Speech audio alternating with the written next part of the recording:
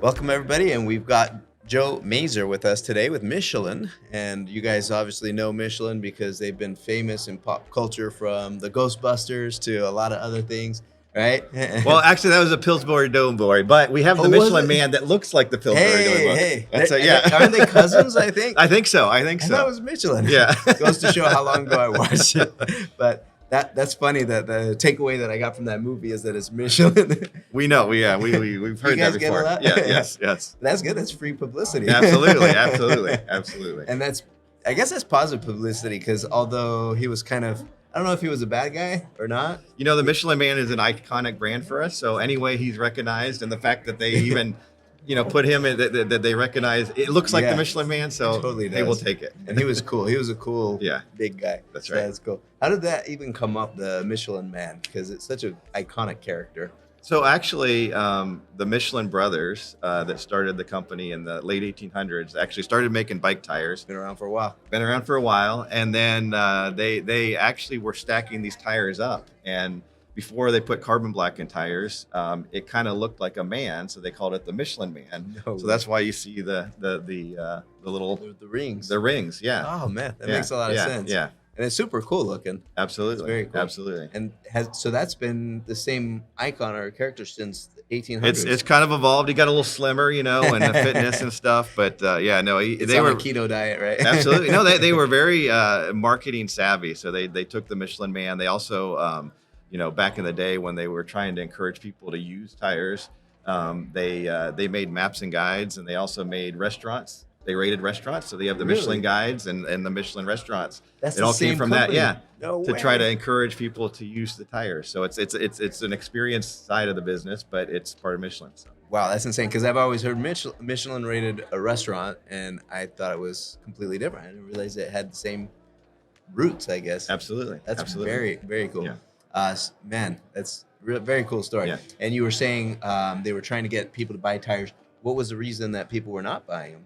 Well, back then, this was the early 1900s. So, Okay. I mean, there wasn't a lot of cars. So, Okay, first of all, they were trying to encourage people to use their vehicles and so basically a lot of the roads and maps for France were a French company. Okay. Started with Michelin and it's just expanded on from that. So, okay. Yeah. And then I know during war times, Absolutely. there were challenges with rubber, right? Yeah. Getting rubber and using it. So did that become a challenge that Michelin had to also overcome?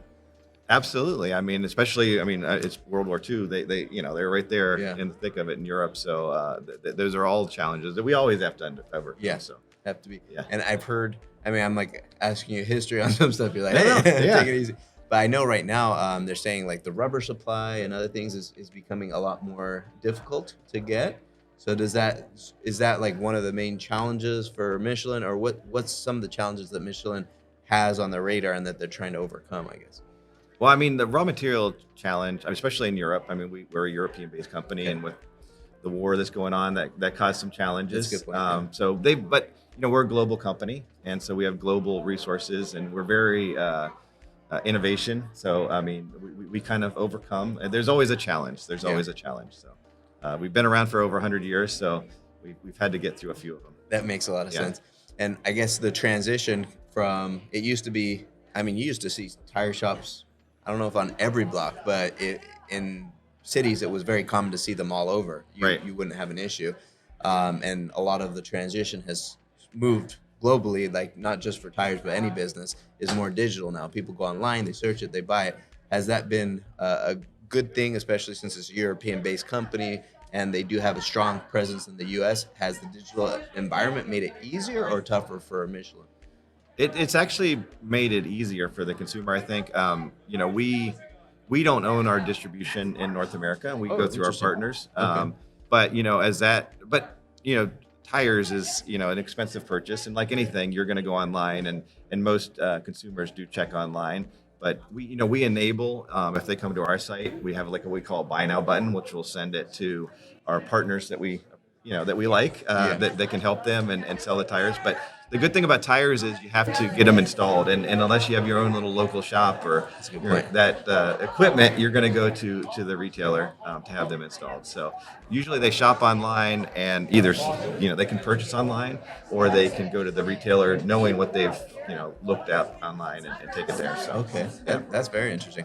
And then with your involvement with Michelin more so, is it managing the different relationships with the distributors, or what's your focus? So my current role, I'm the director of consumer care for North America. Okay. However, my background is actually in sales and marketing prior to this position, and I actually joined SOCAP a couple years ago because I had no idea about what I'm doing now, and I needed the basis from really to listen to other brands Yeah. and learn. So That helps. I've used it as kind of a calibration, learning, and to understand what other people are doing. So. And I like how you said I came from sales, and now I'm doing consumer support or Yeah. consumer affairs. Yeah. A lot of times, the agents are the ones who are fulfilling orders or correcting orders. They're like, man, these sales guys have no idea what we have to put up with because they're Yeah. just sending everything our way. So you coming from sales, you're like, okay, now I have a better understanding on like how to bridge that gap and fix Well, it. yeah, and especially in our company, there was the sales, and then there was it's about the consumer, it's about the dealer, our partners, and so actually it was very good for me to come from that because it's kind of like, hey, we have to work together. Like it's about both of us, and it is about the consumer, but we work through our dealers, and so it internally it's my moving into that position helped bridge a lot of that. So That makes sense. yeah. And is the main focus for Michelin these days is more like brand awareness or a larger distribution network, or what's kind of the focus? So our brand awareness is very good. I mean, the fact that Yeah. you thought the Yeah. Pillsbury Dill was Michelin Man. I see anything People know white. Michelin. Yeah. I see anything white and powerful, and I'm like, it's got to be Michelin. Yeah, but it's innovation and in different ways. We talked about maps and guides and restaurants that we're going, and that's the experiences part. We're kind of with tires, around tires, and beyond tires. So we're looking at other avenues that we can use, kind of the basis and innovation that we have with the company to expand. Okay. And then with yours, you're focusing a lot on the end consumer and making Yes. sure that not only did they get what they were looking for, but they're happy with what they have as well, right? Absolutely. We want the consumer experience to be the best that it can be. But we also want to learn from the consumers because, they're telling us things and a lot of different interactions that we can transmit to our marketing teams, to our sales teams, to leadership with the voice of the consumer. So that's another big emphasis that we're trying to do in consumer care. That makes sense. And what's one of the biggest challenges that you've encountered in supporting or overseeing consumer care? For me, I had to learn a lot, and I have very experienced people, and they were very good. So they were patient with me. So it was just learning the understanding the consumer side of the business, and then there's always new technology, and you want to do that, but like it takes time. You have to build it up, and we've come a long way, but we still have ways to go. So Yeah. Well, I think I love that you have that in your mindset as well, because any company who gets overly complacent lots of times is not a good indicator. So Absolutely. To see that Absolutely. you guys have a good presence, but also you want to keep moving forward. Yes.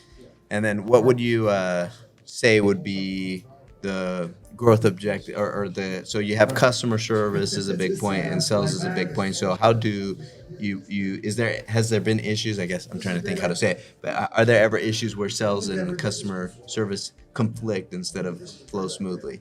All the time. All the time. And how do No. you guys deal with that? Yeah, I mean, so some of it is the understanding and communication. I mean, it's communication. So they may have things in mind, but it's they need to understand the consumer, and we need to understand where they're coming from. So Yeah. it's really just trying to work through that. So So I love a lot of the thoughts you share. So part of it is about trusting the team that you Yes. work with, and then understanding the consumers and working with them to highlight their challenges to make sure that they feel happy. So really Right. listening to everybody. right. Well, awesome. Well, Joe, thank you so much for sharing your thoughts Yeah. and the insights on Michelin. We appreciate that so much, and thank you for joining us today. Absolutely, I appreciate it. You got it. Thank you.